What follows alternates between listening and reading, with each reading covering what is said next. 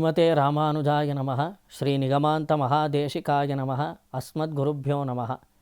ವ್ಯಾಸಾಯ ವಿಷ್ಣುರೂಪಾಯ ವ್ಯಾಸರೂಪಾಯ ವಿಷ್ಣವೇ ನಮೋ Y ಬ್ರಹ್ಮನಿಧಯೇ ವಾಸಿಷ್ಠಾಯ ನಮೋ ನಮಃ. ಶ್ರೀಕೃಷ್ಣಾಯ ಪರಬ್ರಹ್ಮಣೇ ನಮಃ.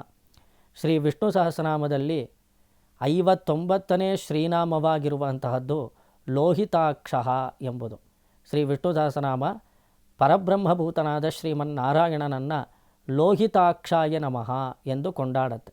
ಶ್ರೀ ಪರಾಶರ ಭಟ್ಟರು ಅವರ ಭಗವದ್ಗುಣ ದರ್ಪಣ ಎಂಬ ಭಾಷ್ಯದಲ್ಲಿ ಈ ಲೋಹಿತಾಕ್ಷ ಶಬ್ದಕ್ಕೆ ಅರ್ಥವನ್ನು ವಿವರಿಸಬೇಕಾದ್ರೆ ರಕ್ತರಾಜೀವ ನಯನಃ ಲೋಹಿತಾಕ್ಷ ಪ್ರಕೀರ್ತಿತಃ ಎಂದು ವರ್ಣಿಸಿದ್ದಾರೆ. ಕೆಂಗಣ್ಣಿನಿಂದ ಕೂಡಿದವನನ್ನು ಲೋಹಿತಾಕ್ಷ ಎಂದು ಕರೆಯುತ್ತಾರೆ. ಲೋಹಿತ ಅಂದರೆ ಕೆಂಪು ಅಂತ ಅರ್ಥ. ಭಗವಂತನ ಕಣ್ಗಳನ್ನು ಗಮನಿಸಿದರೆ ಅದರಲ್ಲಿ ಒಂದು ಕೆಂಪಿರುತ್ತೆ ನೋಡಿ. ಕೆಂಪಡರತ್ತೆ. ಕೆಲವೊಂದು ಸಂದರ್ಭಗಳಲ್ಲಿ ಕೋಪ ಮಾಡಿಕೊಂಡಾಗಲೂ ಸಹ ಕಣ್ಣು ಕೆಂಪಾಗತ್ತೆ. ಕಟಾಕ್ಷ ಮಾಡಬೇಕಾದ್ರೂ ಸಹ ಕಣ್ಣು ಕೆಂಪಾಗತ್ತೆ.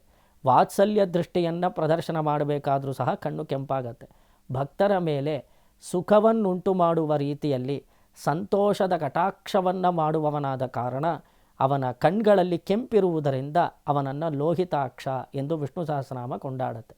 ಈ ಶಬ್ದಕ್ಕೆ ಅರ್ಥವನ್ನು ಮತ್ತಷ್ಟು ಮನದಟ್ಟು ಮಾಡುವ ಕ್ರಮದಲ್ಲಿ ಒಂದು ಕಥೆಯನ್ನು ಕೂಡ ನಾವು ಇಲ್ಲಿ ಸ್ಮರಿಸಬಹುದು. ಅದು ಹಿಂದೆ ಕೈಲಾಸವೆಂಬ ದಿವ್ಯವಾದ ಕ್ಷೇತ್ರದಲ್ಲಿ ಭೂತಗಣಗಳೆಲ್ಲ ಸೇರಿ ಪರಮೇಶ್ವರನನ್ನು ಆರಾಧನೆ ಮಾಡಬೇಕಾದ್ರೆ ಅಲ್ಲಿ ಪುಷ್ಪದಂತ ಮಾಲ್ಯವಂತ ಎಂಬ ಇಬ್ಬರು ಭೂತಗಣಗಳು ಶಿವಾರಾಧನೆ ಮಾಡುವ ಸಮಯದಲ್ಲಿ ಅವರು ಅಪಚಾರ ಮಾಡಿಬಿಡ್ತಾರೆ. ಒಬ್ಬರಿಗೊಬ್ಬರು ದೋಷಾರೋಪಣೆ ಮಾಡಿಕೊಳ್ತಾ ಒಬ್ಬರ ಆರಾಧನೆಯನ್ನು ಸಹಿಸಿಕೊಳ್ಳಲಾಗದೆ ಅವರಿಬ್ಬರು ಜಗಳವಾಡ್ತಾ ಇರೋದನ್ನು ಗಮನಿಸಿದ ಪರಮೇಶ್ವರನು ಅವರಿಗೆ ಶಾಪವನ್ನು ಕೊಟ್ಟುಬಿಡ್ತಾನೆ. ಅದರಲ್ಲಿ ಪುಷ್ಪದಂತ ಎಂದು ಕರೆಯಲ್ಪಡುವಂತಹ ಭೂತಗಣ ಆನೆಯಾಗಿ ಹುಟ್ಟುತ್ತಾನೆ. ಮಾಲ್ಯವಂತ ಎಂದು ಕರೆಯಲ್ಪಡುವಂತಹ ಒಬ್ಬ ಭೂತಗಣ ಅವನು ಜೇಡರ ಹುಳುವಾಗಿ ಹುಟ್ಟುತ್ತಾನೆ. ಇವರಿಬ್ಬರು ತಿರುವಾನಿಕಾವಲ್ ಎಂಬ ಪ್ರದೇಶದಲ್ಲಿ ಹುಟ್ಟುತ್ತಾರೆ. ಅಲ್ಲೊಂದು ಶಿವಲಿಂಗವನ್ನು ಗಮನಿಸ್ತಾರೆ ನೋಡಿ. ಆನೆಯಾಗಿ ಒಬ್ಬ ಹುಟ್ಟಿದ್ದಾನೆ, ಜೇಡರ ಹುಳುವಾಗಿ ಒಬ್ಬ ಹುಟ್ಟಿದ್ದಾನೆ. ಶಿವಲಿಂಗವನ್ನು ನೋಡಿದ ತಕ್ಷಣ ಜೇಡರ ಹುಳು ಸ್ವರೂಪದಲ್ಲಿದ್ದಂತಹ ಶಿವಗಣ ನಾನು ಬಲೆಯನ್ನು ಕಟ್ಟಿ ಶಿವಾರಾಧನೆ ಮಾಡಬೇಕು ಎಂದು ಭಾವಿಸಿ ತನ್ನದೇ ಆದ ಲಾವಾರಸದಿಂದ ಒಂದು ಬಲೆಯನ್ನು ಕಟ್ಟತ್ತೆ. ಅದನ್ನು ಇನ್ನೊಂದು ಭೂತಗಣ ಆನೆಯಾಗಿ ಹುಟ್ಟಿರ್ತಾನೆ ನೋಡಿ. ಅವನು ಅದನ್ನು ಗಮನಿಸಿದ ತಕ್ಷಣ ಅಯ್ಯೋ ಇದು ಅಪಚಾರವಾಗೋಯ್ತು, ಶಿವಲಿಂಗದ ಮೇಲೆ ಯಾರೋ ಧೂಳು ಹಾಕಿಬಿಟ್ಟಿದ್ದಾರೆ ಅಂತ ಹೇಳಿ ತೀರ್ಥವನ್ನು ತಗೊಂಡು ಬಂದು ತನ್ನ ಸೊಂಡಲಿನಿಂದ ಆ ಕಟ್ಟಿದ ಆ ಒಂದು ಬಲೆಯನ್ನು ಧ್ವಂಸ ಮಾಡ್ತಾ ಇರುತ್ತೆ ಆನೆ. ಅಲ್ಲೂ ಕೂಡ ಇವರಿಬ್ಬರು ಜಗಳ ಆಡ್ತಲೇ ಇರ್ತಾರೆ.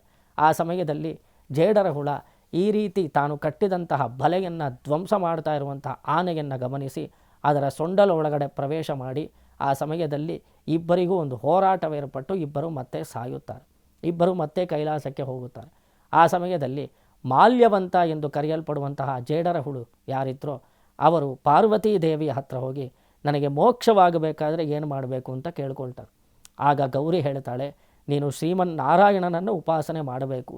ಭಗವಂತನಾದ ಶ್ರೀಮನ್ನಾರಾಯಣನನ್ನು ನೀನು ಶರಣಾಗತಿ ಮಾಡಿದಾಗ ಮಾತ್ರ ನಿನಗೆ ಮೋಕ್ಷವು ಲಭ್ಯವಾಗುತ್ತದೆ ಎಂದು ಹೇಳಿ ನೀನು ಭೂಲೋಕದಲ್ಲಿ ಒಬ್ಬ ರಾಜನ ಪುತ್ರನಾಗಿ ಅವತಾರ ಮಾಡು, ನೀನು ಭಗವತ್ ಸೇವೆಯನ್ನು ಮಾಡು, ತನ್ಮೂಲಕ ಮೋಕ್ಷ ಸಾಮ್ರಾಜ್ಯವನ್ನು ಪಡೆದುಕೋ ಎಂದು ಗೌರಿ ಹೇಳ್ತಾಳೆ. ಗೌರಿ ಹೇಳಿದ ಕ್ರಮದಲ್ಲಿ ಇವನು ಸಾಕ್ಷಾತ್ ಆ ಮಾಲ್ಯವಂತ ಏನು ಮಾಡ್ತಾನೆ, ಭೂಲೋಕದಲ್ಲಿ ಚೋಳರಾಜನ ಪುತ್ರನಾಗಿ ಅವತಾರ ಮಾಡ್ತಾನೆ. ಆ ಚೋಳರಾಜನ ಪತ್ನಿ ಅವಳ ಗರ್ಭದ ಒಳಗಡೆ ಈ ಒಂದು ಶಿವಗಣ ಪ್ರವೇಶ ಮಾಡ್ತಾನೆ. ಇನ್ನೇನು ಅದಕ್ಕೆ ಗರ್ಭದಿಂದ ಹೊರಗಡೆ ಬರಬೇಕು ಮಗು ಅನ್ನೋಷ್ಟರಲ್ಲಿ ಸಾಕ್ಷಾತ್ ಪರಮೇಶ್ವರನೇ ಒಂದು ಜ್ಯೋತಿಷ್ಯನ ಸ್ವರೂಪದಲ್ಲಿ ಹೋಗಿ ಒಂದು ಮಾತನ್ನು ಹೇಳ್ತಾಳೆ. ಇನ್ನು 24 ಗಂಟೆಯ ಒಳಗಡೆ ಈ ಮಗು ಏನಾದರೂ ಹೊರಗಡೆ ಬಂದರೆ ಇದಕ್ಕೆ ಪರಮಾತ್ಮನ ಅನುಗ್ರಹವಿರೋದಿಲ್ಲ, ಆದ್ದರಿಂದ ಸ್ವಲ್ಪ ವಿಳಂಬ ಮಾಡಬೇಕು ಈ ಪ್ರಸವವನ್ನು ಎಂದು ಹೇಳಿದಾಗ ಆ ತಾಯಿ ಕೇಳ್ಕೊಳ್ತಾಳೆ, ನನ್ನ ಪ್ರಾಣ ಹೋದರೂ ಪರವಾಗಿಲ್ಲ, ಈ 24 ಗಂಟೆಯ ನಂತರವೇ ನನಗೆ ಈ ಪ್ರಸವವಾಗಬೇಕು, ಆದ್ದರಿಂದ ನನ್ನನ್ನು ತಲೆ ಕೆಳಗಾಗಿ ನೇತಾಕಿ ಅಂತ ಹೇಳ್ತಾಳೆ ತಾಯಿ. ಆ ತಾಯಿಯ ವಚನದಂತೆ ಅವಳನ್ನು ತಲೆ ಕೆಳಗಾಗಿ ನೇತಾಕಿದ್ರು. 24 ಗಂಟೆ ವಿಳಂಬ ಮಾಡಿದರು. ಆದ ನಂತರ ಮಗು ಹುಟ್ಟಿತು. ತಾಯಿ ನೋಡ್ತಾಳೆ, ಆ ಮಗು ಹುಟ್ಟಿದ ತಕ್ಷಣ ಅದರ ಕಣ್ಣು ಕೆಂಪಾಗಿರುತ್ತೆ. ಚೆಂಗಣ್ಣ ಎಂದು ತಮಿಳಿನಲ್ಲಿ ಹೇಳ್ತಾಳೆ. ಶೆಂಗಣ್ಣ ಅಂತ ಹೇಳಿ ಅವಳು ಪ್ರಾಣತ್ಯಾಗ ಮಾಡಿಬಿಡ್ತಾಳೆ. ಮಗು ಹುಟ್ಟತ್ತೆ, ಅವಳು ಕೆಂಪಾದ ಕಣ್ಣಿದ್ದರಿಂದ ಅದಕ್ಕೆ ಶೆಂಗಣ್ ಎಂದ ಹೆಸರು ಬರುತ್ತೆ. ಅವನು ದೊಡ್ಡ ಮಹಾರಾಜನಾಗಿ ಬೆಳೆಯುತ್ತಾನೆ. 70 ಶಿವಾಲಯಗಳನ್ನು ಕಟ್ಟುತ್ತಾನೆ. ತಮಿಳುನಾಡು ಪ್ರಾಂತ್ಯದಲ್ಲಿ ಈ ಮಹಾರಾಜ, ಈ ಚೋಳರಾಜ ಶೆಂಗಣ್ಣ ಎಂದು ಕರೆಯಲ್ಪಡುವವನು ಎಲ್ಲದಕ್ಕೂ ಒಂದು ಮಾಳಿಗೆಯ ದೇವಸ್ಥಾನ ಅಂತ ಕರೀತಾರೆ ನೋಡಿ.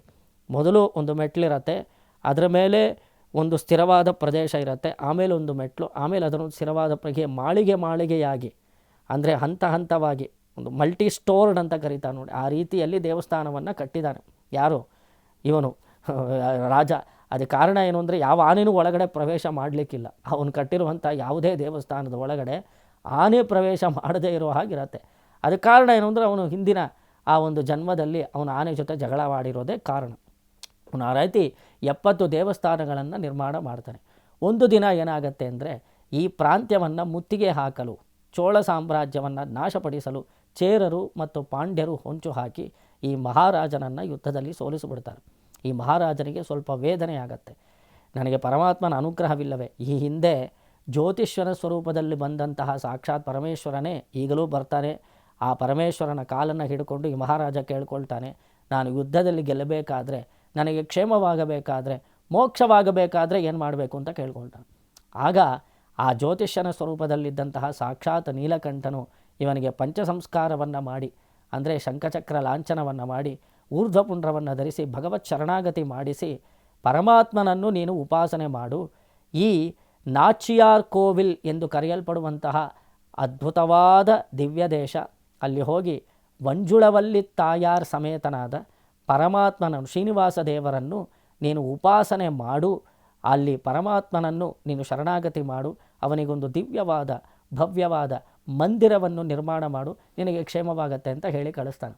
ಆಗ ಈ ಮಹಾರಾಜನು ನಾಚಿಯಾರ್ ಕೋವಿಲ್ ಎಂದು ಕರೆಯಲ್ಪಡುವಂತಹ ಅದ್ಭುತವಾದ ದಿವ್ಯ ದೇಶದಲ್ಲಿ ನೆಲೆಸಿರುವಂತಹ ಪರಮಾತ್ಮನಿಗೆ ಭವ್ಯವಾದ ಮಂದಿರವನ್ನು ನಿರ್ಮಾಣ ಮಾಡಿ ಪರಮಾತ್ಮನಿಗೆ ಶರಣಾಗತಿ ಮಾಡಿದ ನಂತರ ಭಗವಂತನು ಇವನಿಗೆ ಯುದ್ಧದಲ್ಲಿ ಗೆಲ್ಲಲು ಅದ್ಭುತವಾದ ಖಡ್ಗವನ್ನು ಕೊಡುತ್ತಾನೆ. ಆ ಖಡ್ಗದ ಮೂಲಕ ತನ್ನ ಶತ್ರುಗಳನ್ನೆಲ್ಲ ನಾಶ ಮಾಡಿದಂತಹ ಈ ಶೆಂಗಣ್ಣ ಎಂದು ಕರೆಯಲ್ಪಡುವಂತಹ ಚೋಳರಾಜನು ಮತ್ತೆ ಆ ಮಂಜುಳವಲ್ಲಿ ತಾಯಾರ್ ಸಮೇತನಾದ ಶ್ರೀನಿವಾಸ ದೇವರ ದಿವ್ಯವಾದ ಪಾದಾರವಿಂದಗಳಿಗೆ ನಮಸ್ಕಾರ ಮಾಡಿ ಅವರ ಸೇವೆಯಲ್ಲೇ ಇದ್ದು ಮೋಕ್ಷ ಸಾಮ್ರಾಜ್ಯವನ್ನು ಪಡೆದುಕೊಂಡನು ಎಂದು ಈ ಒಂದು ಚರಿತ್ರೆ ನಮಗೆ ಗೊತ್ತಾಗತ್ತೆ. ಈ ಚೋಳರಾಜನ ಚರಿತ್ರೆಯನ್ನು ತಿರುಮಂಗೆಯ ಆಳ್ವಾರರು ಅವರ ದಿವ್ಯ ಪ್ರಬಂಧದಲ್ಲಿ ತೋರಿಸುತ್ತಾರೆ. ಇವತ್ತಿಗೂ ನಾವು ನಾಚಿಯಾರ್ ಕೋವಿಲ್, ಆ ಒಂದು ಅದ್ಭುತವಾದ ಮಂಜುಳವಲ್ಲಿ ತಾಯಾರ್ ಆ ಸನ್ನಿಧಾನ, ಆ ಅದ್ಭುತವಾದ ಸನ್ನಿಧಿ, ಮಾಳಿಗೆ, ಈ ರಾಜನಿಂದ ನಿರ್ಮಿಸಲ್ಪಟ್ಟಂತಹ ಭವ್ಯವಾದ ಮಂದಿರವನ್ನು ನಾವು ದರ್ಶನ ಮಾಡಬಹುದು. ಇದರಿಂದ ನಮಗೇನು ಗೊತ್ತಾಗತ್ತೆ ಅಂದರೆ ಈ ಶೆಂಗಣ್ಣ ಎಂದು ಕರೆಯಲ್ಪಡುವಂತಹ ಚೋಳರಾಜನಿಗೆ ಪರಮಾತ್ಮ ದಿವ್ಯವಾದ ಕಟಾಕ್ಷವನ್ನು ಮಾಡುತ್ತಾನೆ. ಅವನ ಲೋಹಿತ ಎಂದರೆ ಕೆಂಪು ಎಂದು ಅರ್ಥ, ಸುಂದರವಾದ ಕಣ್ಣುಳ್ಳವನು ಎಂಬ ಅರ್ಥದಲ್ಲಿ ಈ ಒಂದು ಶಬ್ದವನ್ನು ಪ್ರಯೋಗ ಮಾಡಿದ್ದಾರೆ. ರಾಮೋ ರಾಜೀವಲೋಚನ, ರಾಮೋ ರಕ್ತಾಂತಲೋಚನ, ರಾಮ ಕಮಲಪತ್ರಾಕ್ಷ, ಪುಂಡರೀಕ ವಿಶಾಲಾಕ್ಷ ಎಂದು ಪರಮಾತ್ಮನ ಕಣ್ಣನ್ನು ಶ್ರೀಮದ್ ರಾಮಾಯಣ ಕೂಡ ಕೊಂಡಾಡತ್ತೆ. ರಾಜೀವಲೋಚನ ಅಂದರೆ ಸುಂದರವಾದ ಕಣ್ಗಳು ಎಂಬ ಅರ್ಥದಲ್ಲಿ ಇಲ್ಲಿ ರಕ್ತ ಸಮಾ ವೃಷಭೋ ಲೋಹಿತಾಕ್ಷ ಎಂದು ತೈತರಿಯ ಉಪನಿಷತ್ತು ಹೇಳಿರೋದ್ರಿಂದ ಪರಮಾತ್ಮನ ಕಣ್ಗಳು ಕೆಂಪಾಗಿರತ್ತೆ. ಅದಕ್ಕೆ ಕಾರಣ ಏನು ಅಂದರೆ ಭಕ್ತರ ಮೇಲೆ ಅವನು ಕರುಣಾದೃಷ್ಟಿಯನ್ನು ಮಾಡುವುದರಿಂದ ಅವನ ಕಣ್ಣು ಕೆಂಪಾಗಿದೆ. ತಮಿಳಿನಲ್ಲಾದರೆ ಅವನನ್ನು ಶೆಂಗಣ್ ಎಂದು ಕರೆಯುತ್ತಾರೆ, ಶೆಂಗಣ್ ಮಾಲ್ ಎಂದು ಕರೆಯುತ್ತಾರೆ. ನಮ್ಮ ಇಲ್ಲಿ ವಿಷ್ಣು ಸಹಸ್ರನಾಮದಲ್ಲಿ ಲೋಹಿತಾಕ್ಷ ಎಂದು ಭಗವಂತನ ದಿವ್ಯವಾದ ನೇತ್ರಕ್ಕೆ ಮಂಗಳಾಶಾಸನ ಮಾಡಿದ್ದಾರೆ. ಲೋಹಿತ ಅಂದರೆ ಕೆಂಪು, ಅಕ್ಷ ಅಂದರೆ ಕಣ್ಣು ಅಂತ ಅರ್ಥ.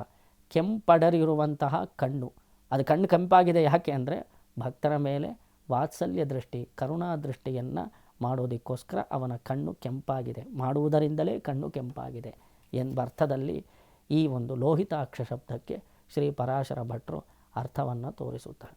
ಶ್ರೀಮತೆ ರಾಮಾನುಜಾಯ ನಮಃ.